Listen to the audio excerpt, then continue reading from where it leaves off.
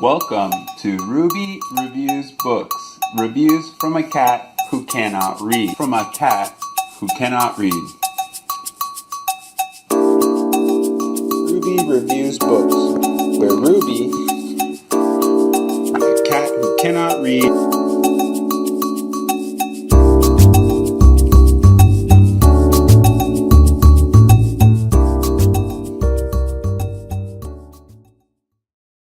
Welcome to Ruby Reviews Books, reviews from a cat who cannot read. She may not understand the words, but she sure likes books. This week we confront the all-important question, who's not addicted to true crime these days? Here at Ruby Reviews Books, we're fully on board the Olivia Benson fan club / armchair justice posse in inaugurating this channel's first jaunt into nonfiction with this real-life, mind-boggling mashup of thriller and whodunit by Michelle McNamara. I'll Be Gone in the Dark details the prolific crimes of the previously obscure Golden State Killer / East Area Rapist / Original Night Stalker. The story of the crimes and the man behind them is equal parts baffling and terrifying. GSK's spree spanned across at least 6 counties for 12 years before abruptly ending. Over 100 burglaries, 50 rapes, and more than a dozen murders are attributed to him. Lock your doors and sign up for a smart security system now. Regardless of whether you focus on the big picture or the details, the story of GSK is overwhelming. His crimes were daring, frequent, and suggestive of a criminal who was clever, confident, and contradictory. He was both patient and impulsive, showing evidence of methodical preparation and reckless improvisation. He fixated with harassing phone calls before and after attacks. His targets were concentrated, sometimes only hundreds of feet apart, following a pattern both recognizable and predictable. Yet he struck with impunity, melted into the haze of conflicting descriptions and confusion. He eluded authorities, defying probability, profiling, and scientific techniques. The full scope of GSK's crimes were not known until 10 years after the last attributed murder, when DNA sequencing connected crime scenes from opposite ends of California. Even though a profile was established and evidence linked, the reveal we're used to from crime procedurals never materialized. The killer was a ghost. At the height of his violence, the Golden State Killer stopped. He faded from open cases, escaped the popular imagination.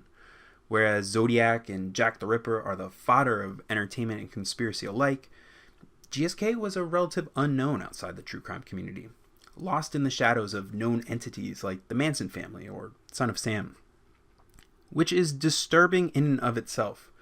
Reading this book reconstructs the 70s as an insanely brutal decade, a heyday for serial violent offenders that was so sustained and swarming with killers, a prolific and recognizable offender like GSK could fly under the radar, unrecognized, only fully understood when science and curiosity converged on an internet obsession.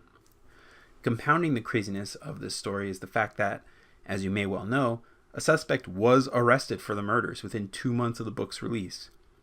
You might also know that Michelle McNamara died before the book's completion. That places I'll Be Gone in the Dark in an interesting context. You can test the theories of the book against fact, without the clean focus of edits to push the story towards a more satisfying denouement, minimizing red herrings in favor of the theory whose legitimacy seems to be borne out by DNA evidence. For what it's worth, pieces of the puzzle litter the book. Different investigators get close in their own right, but no one person brings it together until CODIS and GED match spit out a name. You don't often get that with history or speculative nonfiction. Either you get a narrative that confirms a conclusion or a hypothesis that remains just beyond testing. Reading this book is something special in this moment where it's not quite discovered by the time the last page is written. I'll Be Gone in the Dark is also a story of obsession. For me, its spiritual heart lies not in Visalia, Rancho Cordova, or Dana Point, but in Sacramento in 2012 when cable docudramas and internet message boards churned with theories, suspects, and truths sacred to the armchair investigators keeping the case alive. It's the way the case crawls in your head, makes you double check the locks on your door, buy an IP camera because that seems both cheap and reasonable. It's details that accumulate in box mountains of police reports, 8-hour ride-alongs with cold case investigators and early morning coffee shop reveries with retired cops haunted by the one that got away. The impacted are not confined just to reported victims, but are in expanding circles of consequence and obsession. Family, friends, co-workers, but also young criminalists, hardened and experienced detectives, and keyboard warriors who choose a more macabre timesuck than memes and political flame wars. Whether it's killers and they're dead, a need for justice, or just for answers, our love of data makes this cold case scene within reach. It's a story that asks you to come along, to theorize, to fill in the blanks of why, how, who next. The experience is not spoiled by knowing that Joseph James DeAngelo is the killer, just as you won't feel any safer knowing that a conviction is all but guaranteed. To have named the monster fulfills McNamara's wish of seeing justice done, but it does not return a balm of innocence to this world. Despite being written as a memoir, I'll Be Gone in the Dark deals mostly with crimes and investigators. While McNamara was obsessed and driven, she writes about the affected with great tact and delicacy. The most compelling chapters are about the victims who are treated respectfully, their deaths grim but not grisly. The cops who provide interviews get their piece, promising leads and their flaws, and witness handling assumptions and avenues not pursued. The killer himself, the haunting shadow cast over this tale, is surmised but never lionized. While the mystery of his identity draws us in, his violence is never mystified or moralized away in neat dichotomies that separate the reader from him, like visitors from predators at the zoo. This monster doesn't exist apart from us. He existed among us. That is both terrifying and revealing. While the virtues of this book are many, there are also some shortcomings worth discussing. Because Michelle McNamara passed while writing this book, some passages are presented with editor's notes about how they came from prior articles or incomplete chapter drafts. I wouldn't have noticed that they were unpolished or republished, so the notes took me out of the moment.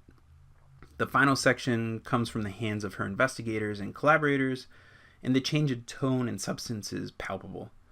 I wouldn't say it diminishes the book per se, but you can see the seams here. Despite its imperfections, I'll Be Gone in the Dark is a great book. I give it 4 stars out of 5. Let's see what Ruby thinks.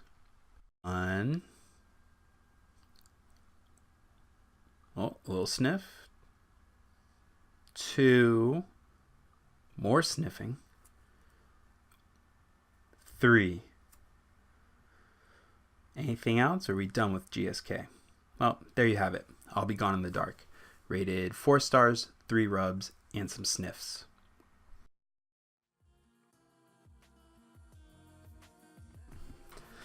Hey everybody, thanks for watching. If you have any suggestions on what we should read next, please leave a comment.